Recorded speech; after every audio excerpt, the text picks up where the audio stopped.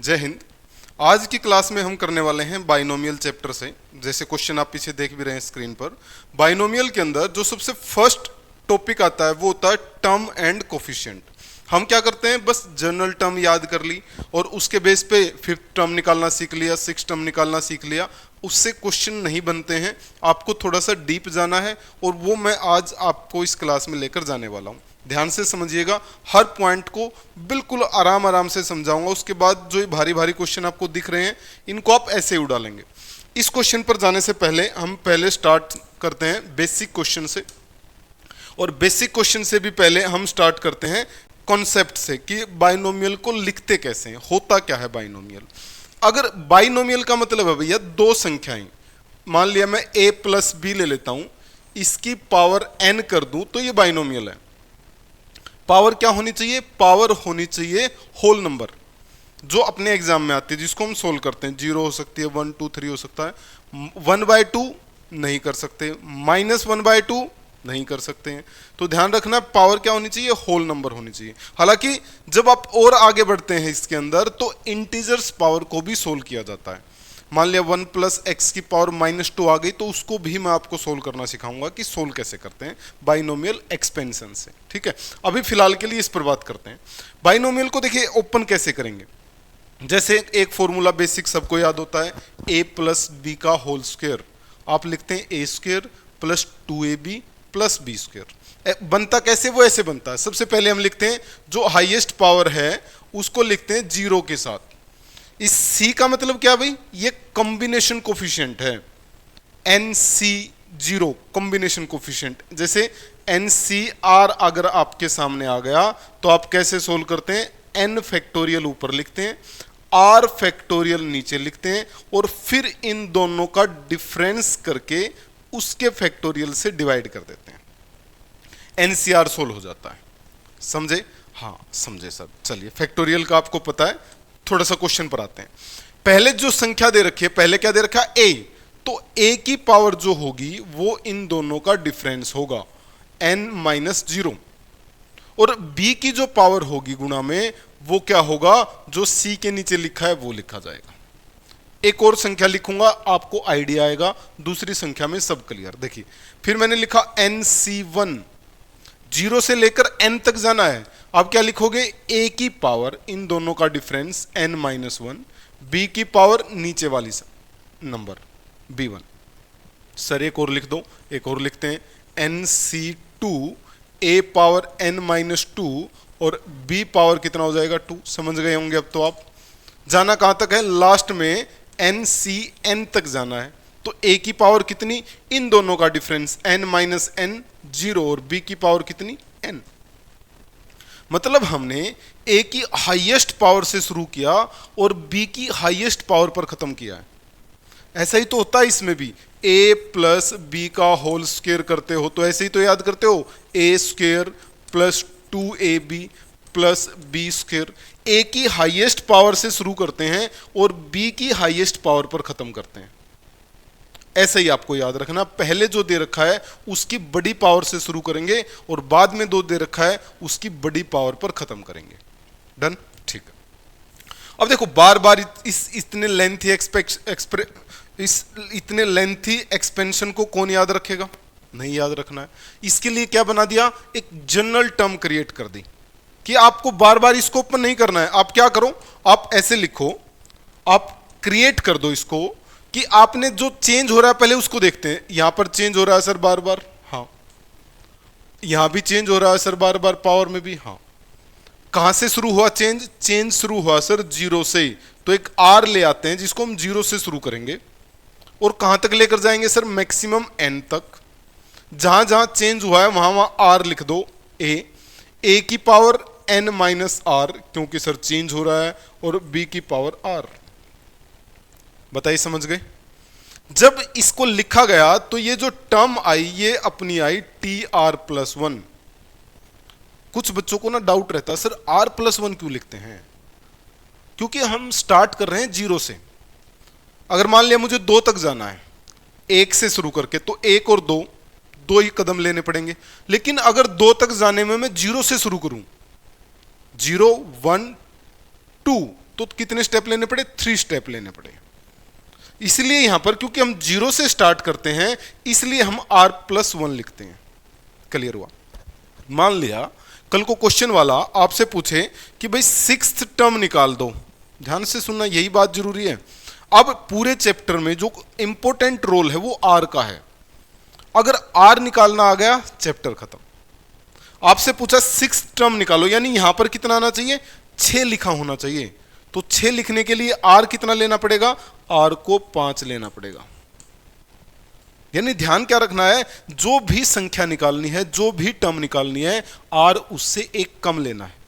कल को आपसे पूछ लिया जाए कि pth टर्म बताओ क्या होगी, pth टर्म, तो आप क्या कहेंगे, सर r जो होगा हमारा वो p-1 होगा, एक कम होगा। समझ रहे हैं? हाँ। अगर कल को आपसे पूछा जाए कि m-2th टर्म निकालो, तो r कितना लोगे, इसमें से एक कम लेना है, m-3 लेना पड़ेगा, m-3 लेना पड़ेगा। समझ रहे हैं इस बात को? 10th टर्म के लिए r कितना लेना पड़ेगा, 9 लेना पड़ेगा। जनरल टर्म क्लियर है? ठीक है। एक और इंपॉर्टेंट बात बस, फिर आगे बढ़ जाएंगे।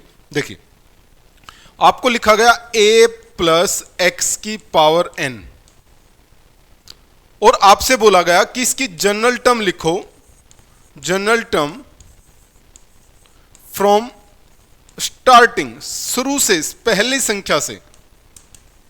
तो आपने लिख दिया सर tr+1 NCR, जो पहले दे रखा है उसकी पावर n-r और जो बाद में दे रखा है उसकी पावर r।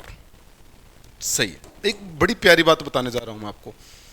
यहीं पर अगर आपसे पूछ ले कि जनरल टर्म लिखो फ्रॉम एंड, स्टार्टिंग से नहीं, पीछे से, पीछे से, तो यहां छोटा सा चेंज होगा, बाकी सब सेम है, बाकी सब सेम है।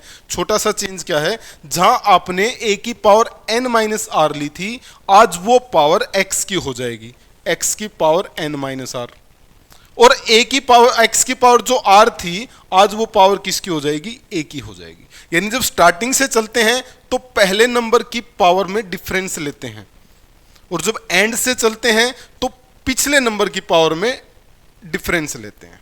नहीं समझे सर? समझाता हूं।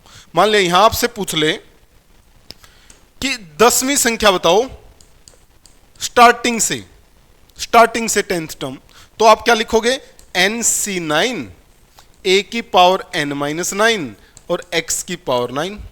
हाँ, यहीं पर अगर आपसे पूछ लिया जाए कि भैया 10th टर्म निकाल दो, कहां से, एंड से, पीछे से 10th टर्म निकालनी है, स्टार्टिंग से नहीं, पीछे से nth टर्म निकालनी है, 10th टर्म निकालनी है, तो आप क्या करोगे, आप लिखोगे ऐसा ही NC9, बट x की पावर क्या हो जाएगी, n-9 और a की पावर क्या हो जाएगी, 9।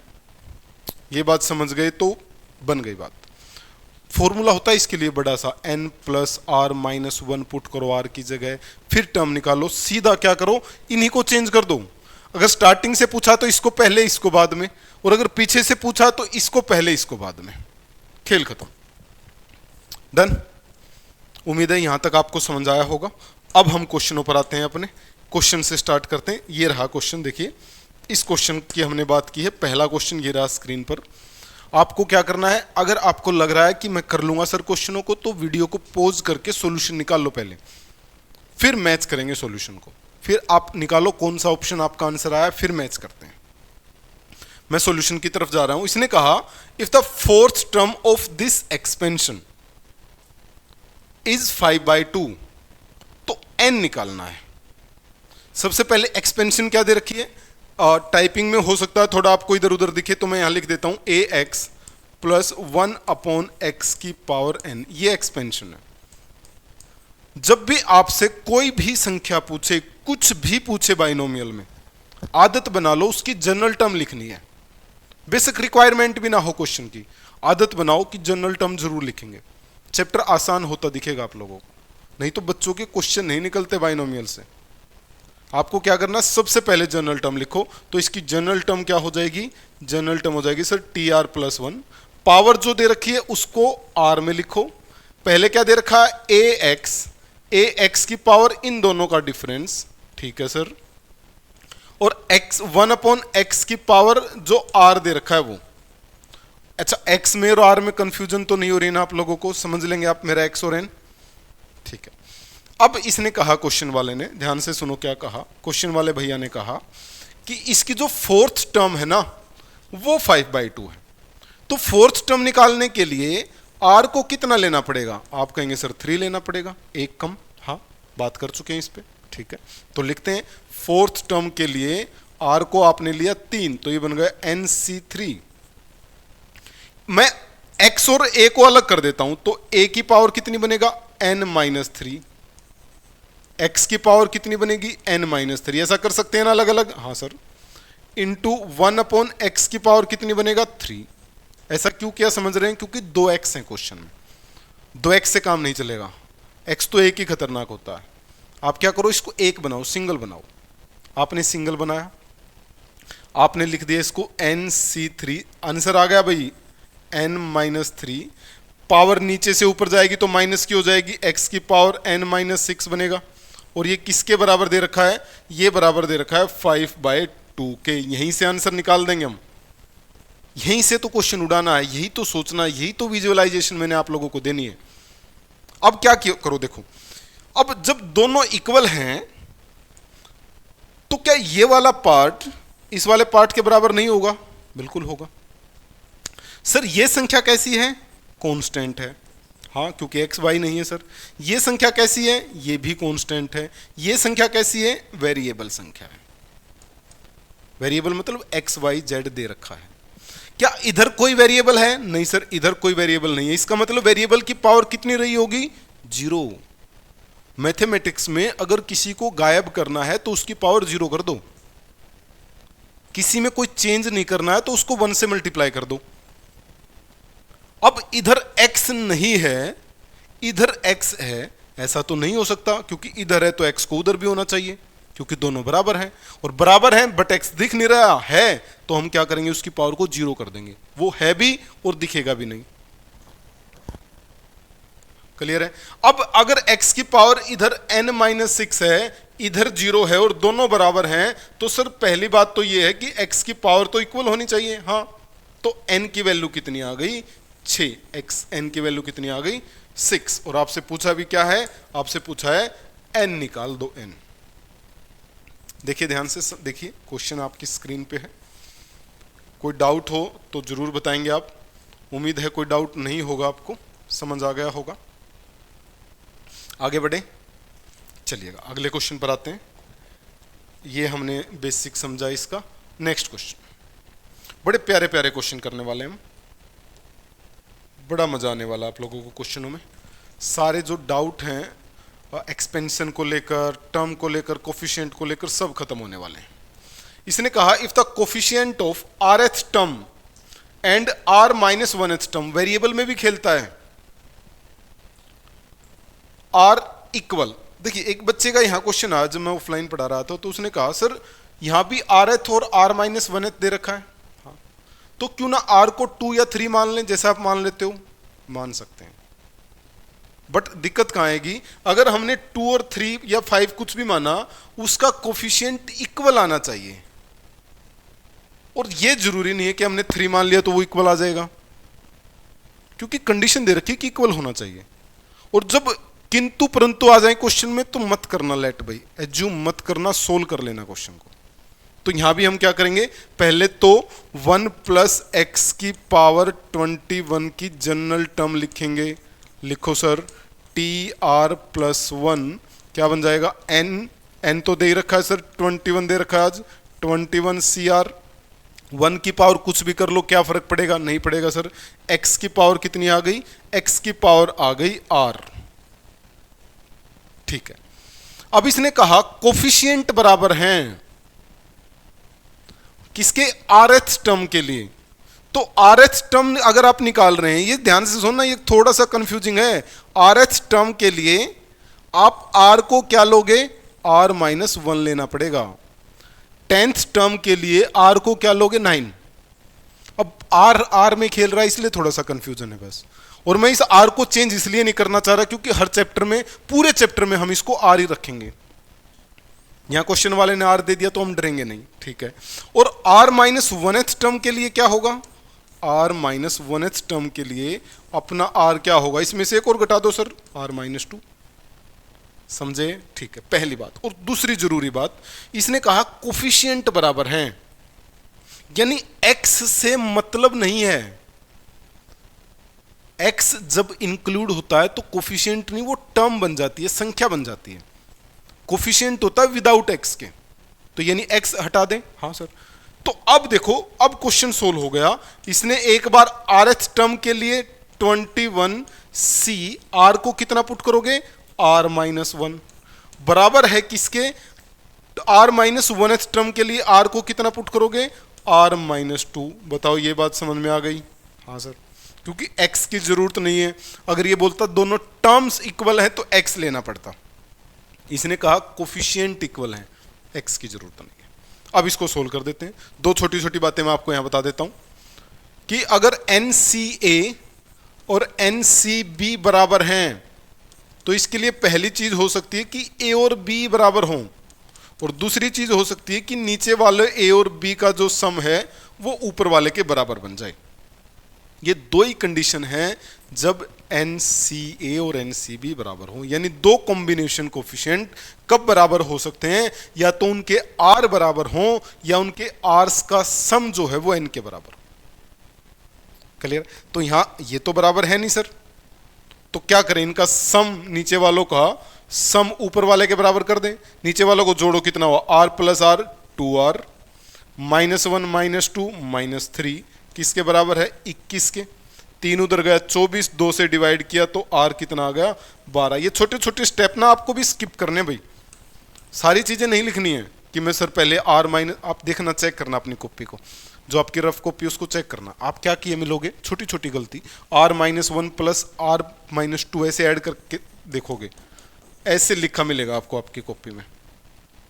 जबकि ये चीज बिना ऐसे लिखे भी सोल्व हो सकती है, सीधा सीधा सोच सकते हैं। कोशिश करना कि जितना कम से कम लिखें उतना अच्छा है। डन, चलिए, तो क्वेश्चन का आंसर आ गया अपना सी। आगे बढ़ते हैं, देखते रहा करो, जहां पर रफ वर्क करते हो ना, नजर निकालते रहा करो, उसमें से देखते रहा करो, अच्छा लगेगा आपको, पता चलेगा आप कैसी कैसी गलतियां कर रहे हैं जो नहीं करनी चाहिए। अगले क्वेश्चन में फिर इसने कहा कोफिशिएंट जो है x की पावर 7 का और x की पावर 8 का इस एक्सपेंशन में इक्वल हैं। तो सर सबसे पहला काम इसकी जनरल टर्म लिखते हैं। लिखो, ये लिखते हैं सर, यहां से शुरू करते हैं ना, जनरल टर्म लिखते हैं। ये तो आदत बना लो, NCR 2 की power n minus r x by 3 की पावर n r, ठीक है, बना लिए बात, बहुत बढ़िया सर। अब आगे बढ़ते हैं। इसने कहा x की पावर 7 का कोफिशिएंट, तो देखो x की पावर 7 r को कितना पुट करें, खेल r का ही है, निकालना r ही है सारे में। r को कितना पुट करें कि x की पावर 7 आ जाए, सर एक ही जगह x है, उसी की पावर r है, तो r को 7 पुट कर देते हैं। तो x की पावर 7 के लिए हम r को पुट कर रहे हैं 7, और x की पावर 8 के लिए हम r को पुट कर रहे हैं 8। बताइए समझ आ गई होगी ये बात क्यों कर रहे हैं। और दोनों के कोफिशिएंट इक्वल हैं, इसका मतलब x का काम नहीं है क्वेश्चन में। तो क्वेश्चन अब कैसा बन गया, क्वेश्चन अब बन गया सर NC7 7 पुट किया, 2 की पावर n माइनस 7 और डिवाइड में 1/3 की पावर 7। अगर समझ गए तो हाँ जरूर भरें। आगे बराबर है तो अब 8 पुट करते हैं, NC8 2 की पावर n माइनस 8 डिवाइड में 1/3 की पावर 8। सही है, हाँ लिख सकते हैं। ओके, ये 3 की पावर 7 है, ये 3 की पावर 8 है, तो पावर खत्म, 3 बच गया। सोचो, यहां 2 की पावर n माइनस 7 है, यहां 2 की पावर n माइनस 8 है, यहां काटते टाइम डर सकते हो आप, तो ऐसे लो, यहां 2 की पावर n माइनस 7 को 5 मान लो, ये उससे कम है 4 है, तो इससे इसकी पावर कट गई, हाँ ठीक है, बचा कितना, n-7। n-7 को भी सोल्व कर देते हैं, क्या लिखें, n फैक्टोरियल सर, डिवाइड में 7 फैक्टोरियल सर, n-7 फैक्टोरियल। इसके लिए फॉर्मूला भी होता है, मैं नहीं करा रहा हूं फॉर्मूला, क्यों, कितने फॉर्मूले याद रखोगे, कुछ तो बेसिक से भी करो। इसको भी सोल्व कर दो, n factorial, 8 factorial, n-8 factorial, और डिवाइड में कितना बचा है, 1/3। अब फिर काटेंगे, काटो सर, n फैक्टोरियल से n फैक्टोरियल कट गया, 8 फैक्टोरियल को ऐसे लिख सकते हैं 8 इंटू 7 फैक्टोरियल, तो 7 फैक्टोरियल कट गया। n-7 को कैसे लिख सकते हैं, n-7 इंटू n-8 का फैक्टोरियल, इससे ये कट गया। हाँ सर, बचा क्या, देखिए इधर क्या बचा है, 2/n-7, इधर क्या बचा है, इधर 1/8 बचा है बस, नहीं नहीं 3 भी तो है, ऐसा ही है, हाँ, तो इधर बचा है 3 और 8, और 8 इंटू 3 कितना हो जाएगा, 24, ये बचा भाई, यहां से n निकालना है, तो क्या हो गया, n-7 इज इक्वल टू 48, और n की वैल्यू कितनी आ गई, 48 + 7 55। ऑप्शन बी अपना आंसर आ गया। समझे इस बात को, उम्मीद है समझ गए होगे, कहीं भी कोई ऐसी बात है नहीं जो आपको घुमाए। हमने क्या किया, फैक्टोरियल को सोल्व किया है। अब फैक्टोरियल में अगर आप दिक्कत में आते हैं तो ऐसे लिखते हैं फैक्टोरियल को, n factorial is equal to n into n-1, एक कम करके अगले पर फैक्टोरियल लगा सकते हो आप, इसलिए मैंने 8 फैक्टोरियल को लिखा 8 इंटू 7 फैक्टोरियल। सही है, आगे बढ़े, चलिएगा आगे चलते हैं नेक्स्ट क्वेश्चन की तरफ। अगला क्वेश्चन ये रहा स्क्रीन पर, ये पहले बड़ा चॉइस में होता था, फर्स्ट चॉइस में होता था एग्जामिनर की, अब कम आता है पेपर में। आसान है क्वेश्चन, मुश्किल नहीं है। कैसे करें, देखो भाई ने कहा कि what is the sum of the coefficient, coefficient का सम पूछा है, of all the term in this expansion. पहले क्या करते थे, इसको एक्सपेंड करते थे, फिर x को हटाते थे, फिर हमने सोचा कि इसको डायरेक्ट करते हैं ना, डायरेक्ट सोचते हैं कैसे। इसने कहा सम ऑफ कोफिशिएंट निकालना है, हाँ, मतलब सर वेरिएबल नहीं होना चाहिए क्वेश्चन, मतलब x नहीं होना चाहिए, हाँ। और मैथमेटिक्स में अगर किसी को हटाना है तो उसको 1 मान लो, 0 मत मानना, 0 मानोगे तो वो खुद भी हटेगा और जो उसके साथ है उनको भी हटा देगा। उसको हटाना अकेले को, तो उसकी पावर 0 कर दो या उसको 1 मान लो, एक ही बात है दोनों। तो हमने क्या किया, इसमें वेरिएबल को हटा दिया बस, तो ये क्या बन गया, 45 माइनस 49 की पावर 4, और सीधा आंसर आ जाता है। सारे क्वेश्चनों में ऐसे ही आंसर आ जाता है, सोल्व करने की जरूरत नहीं है। जब भी सम ऑफ कोफिशिएंट पूछे, बस सम ऑफ कोफिशिएंट, कितनी बड़ी स्टेटमेंट दे रखी हो, वेरिएबल हटा दो, यानी x को 1 मान लो, आंसर आ जाएगा। तो यहां भी क्या बना, ये बना सर -4 की पावर 4, और 4 की पावर 4 क्या होगा, 16, 64 और 256, 256। अब क्योंकि पावर इवन है तो आंसर भी पॉजिटिव आएगा। खत्म क्वेश्चन, छोटू सा क्वेश्चन निकला है। तो आगे बढ़ते हैं, अगले क्वेश्चन पर आते हैं। पहले इसको करते हैं फिर दूसरे को करेंगे, देखिएगा। अब 2 क्वेश्चन और कराने वाला हूं मैं आपके, ध्यान से सुनिए कि बड़े प्यारे प्यारे क्वेश्चन हैं, टोटली विजुअलाइजेशन पर चलेंगे। अगर आप बैठ गए इनको पेन से सोल्व करने तो आपको काफी डरावने लगेंगे। पहले मैं स्टेटमेंट को अच्छे से लिखता हूं। इसने दिया है 1 + x + 2x क्यूब, आगे दे रखा है 3x² डिवाइड में 2 माइनस 1/3x की होल पावर 9। यही अपना होमवर्क, यही दिख रहा था ना आपको स्क्रीन पर, पहला क्वेश्चन। हाँ, अब आपको यहां से क्या निकालना है, कोफिशिएंट निकालना है उन सभी संख्याओं का जिन संख्याओं में x नहीं आता। Coefficients of the term independent of x in this expansion, जिस एक्सपेंशन में जिस संख्या में x नहीं है वो कोफिशिएंट निकालो। ठीक है, अब देखो सोल्व कैसे करते हैं, ध्यान से सुनना। ये बाइनोमियल नहीं है, ये देखने में लगता है बाइनोमियल है, ये क्या है, ये क्यूबिक इक्वेशन है। बाइनोमियल कब होगा, जब ऊपर पावर दे रखा होगा। ट्राइनोमियल कब होगा, जब तीन संख्याओं के ऊपर पावर दे रखा होगा। पावर जब ऊपर आती है तो बाइनोमियल ट्राइनोमियल। ये टर्म है 3 और x की पावर क्या है 3, इसका मतलब ये क्यूबिक इक्वेशन। तो इसको तो सोल्व कर ही नहीं सकते, इसको कर सकते हैं भाई। इसको कैसे कर सकते हैं सर, इसकी जनरल टर्म लिख सकते हैं। लिखो, तो ये आ गया 1 + x 2x², 2x क्यूब है ना, क्यूब है, ठीक है। इसकी जनरल टर्म लिखते हैं तो क्या बन जाएगा, 9cr बनेगा सर। मैं क्या कर रहा हूं भाई, ध्यान से सुनना, मैं x को अलग कर रहा हूं, तो 3/2 की पावर कितनी होगी सर, 3/2 की पावर होगी सर 9 - r, और x² की पावर कितनी होगी 9 - r। मैं पूरा लिखूंगा इस क्वेश्चन को भाई, एक बार इस क्वेश्चन को पूरा लिखूंगा, फिर आपको जरूरत नहीं पड़ेगी। बीच में माइनस है तो -1 की पावर भी क्या लिख दो, r लिख दो, क्योंकि ये सेकंड टर्म के साथ है। और 1/3 की पावर अलग लिखो r, और x की पावर अलग लिखो r, ठीक है। एक बार और थोड़ा सा चेंज करेंगे, 1 + x + 2x³। ध्यान से नजर हटी दुर्घटना घटी। क्वेश्चन समझ में वहीं से आना बंद हो जाएगा जहां से आपका फोकस हट गया।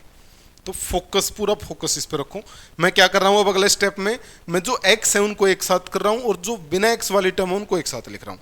तो मैंने लिख दिया यहां 9cr में x नहीं है, 3/2 की पावर 9 - r में भी x नहीं है, -1 की पावर r में भी x नहीं है, और 1/3 की पावर r में भी x नहीं है। ये x है।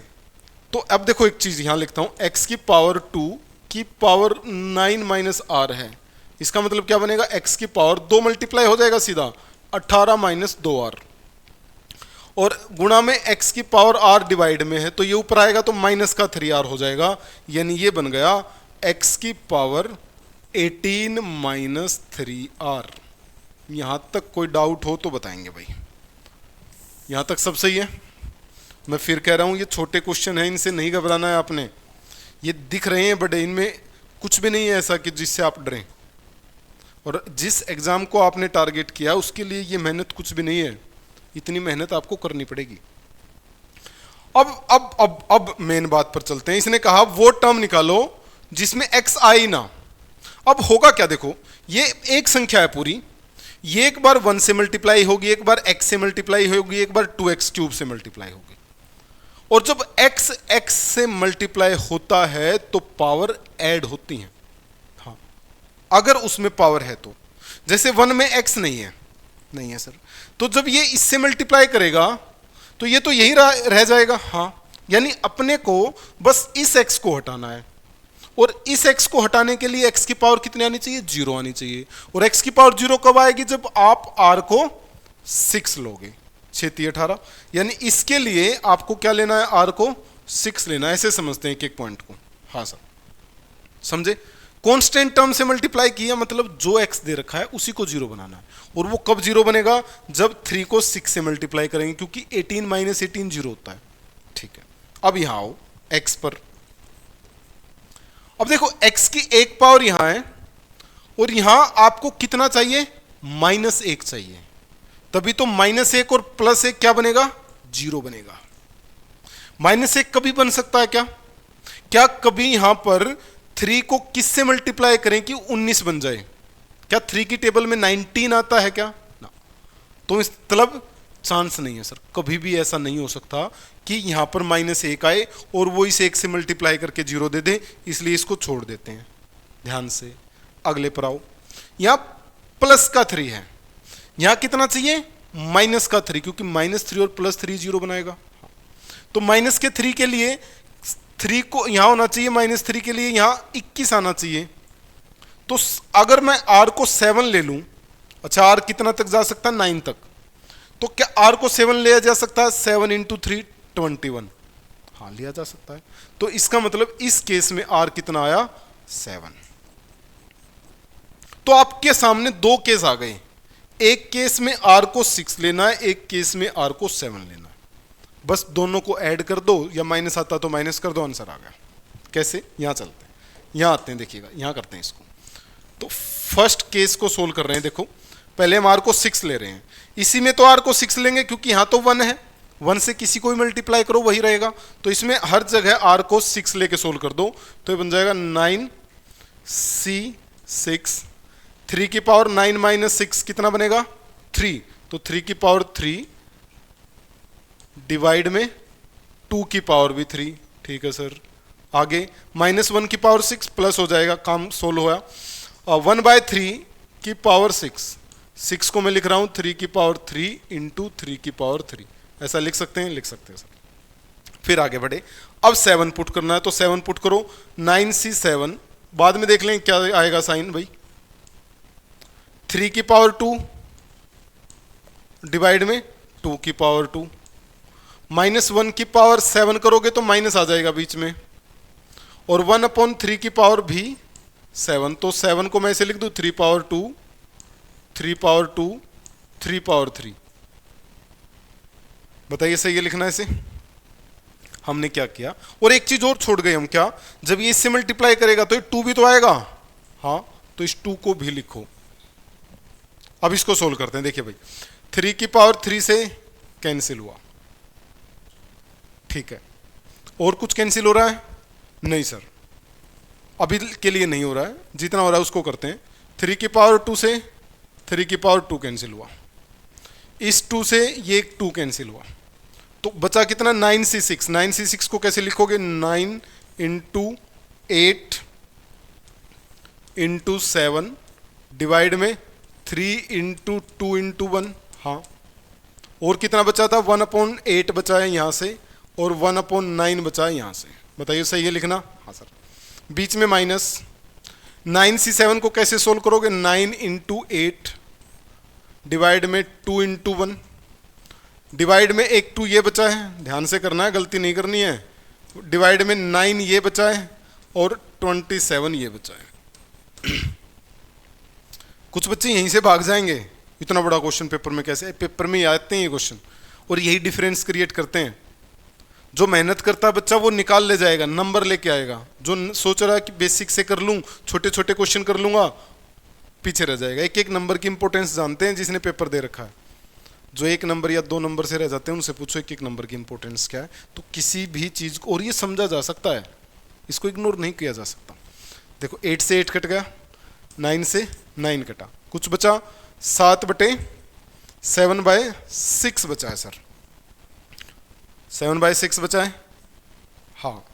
फिर से देख लो, देखो 3 से 3 कटा था, 1/3 की पावर 3 है ये, तो 3 की पावर 3 9 थोड़ी होता है, 3 की पावर 3 तो 27 होता है, तो एक ये 3 और बच गया, ठीक है। अब देखो क्या बचा है, 7/3 इंटू 6 इंटू 3 18 बचा है, माइनस, इसको और सोल्व करो, 9 से 9 कट गया, हाँ, इससे ये 2 कट गया, ठीक है, तो ये बचा है 2/27।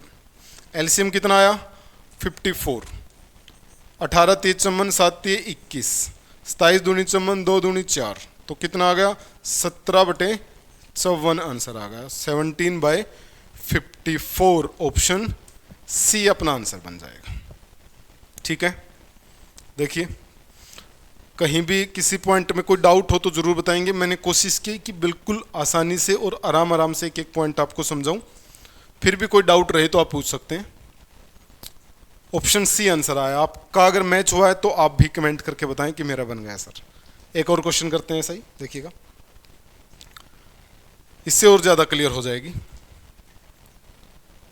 पहले इसको एक्सपेंशन को लिखता हूं, ये बन जाएगा, सेम है क्वेश्चन, वही बताना independent of x, 1 + x + 2x cube. ये बाइनोमियल नहीं है, मैं इसको लिख क्यों रहा हूं क्योंकि थोड़ा सा अजीब तरीके से दिख रहा है आपको। 3x की पावर -2 है, तो इसको डिवाइड में लिख दें, हाँ सर, और डिवाइड में 2 भी दे रखा पहले ही, बीच में माइनस 1/3x की पावर 9, ये दे रखा भाई। तो सबसे पहला काम तो क्या करेंगे हम, जनरल टर्म लिखेंगे sir, 1 plus x plus 2x cube as it is. दूसरे वाले की जनरल टर्म लिखो 9CR, x को अलग रखेंगे भाई, 3/2 की power 9 minus are into 1/x² की पावर 9 माइनस आर। समझे? हाँ सर। माइनस में -1/3x की पावर r, एक साथ ही लिख देते हैं क्योंकि स्पेस कम है। अब 1 plus x plus 2x cube, अब r को अलग और x को अलग, 9CR बन गया, 3/2 9 माइनस आर बना। x की पावर देखो क्या बनेगा, 18 माइनस 2r, ऊपर जाएगा तो -18 प्लस का 2r, और माइनस का r यहां से आएगा तो ये बन जाएगा प्लस का r, और बाकी क्या बचा, -1/3 की पावर r। बताइए बात आ गई समझ में? पिछले क्वेश्चन की तरह हमने क्या किया, x को इकट्ठा कर दिया, जितने भी x थे सबको इकट्ठा कर दिया। अब देखो इसी का खेल है सारा। पहले जब ये 1 से मल्टीप्लाई करेगा, ध्यान से सुनना, ध्यान से एक बार और समझने की कोशिश करो, इसको 0 बनाना है। ये 0 कब बनेगा, जब हम r को 18 लेंगे। r कितने तक जा सकता है, 9 तक, तो r को 18 ले नहीं सकते, तो 1 तो खत्म हुआ। हाँ, अब ये 1 है, यहां -1 चाहिए, -1 के लिए r को 19 लेना पड़ेगा, r 9 तक जा सकता, तो ये भी नहीं। यहां 3 है, या -3 चाहिए, -3 मतलब r को आपने कितना लेना पड़ेगा, -3 के लिए 15, तो 15 भी पॉसिबल नहीं है।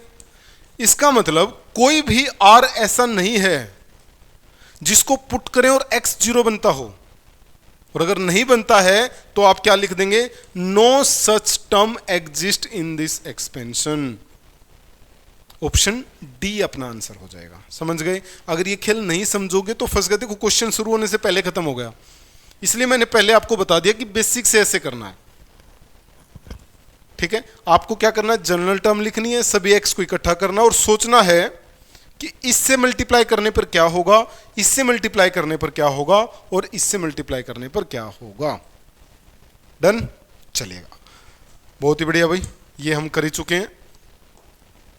ये क्वेश्चन ये आ गया आपका होमवर्क क्वेश्चन। इस क्वेश्चन का आप आंसर करेंगे कमेंट, हालांकि आप कर नहीं रहे हैं लेकिन कर देंगे, कोई ना। सॉल्यूशन निकालिए, कमेंट कीजिए।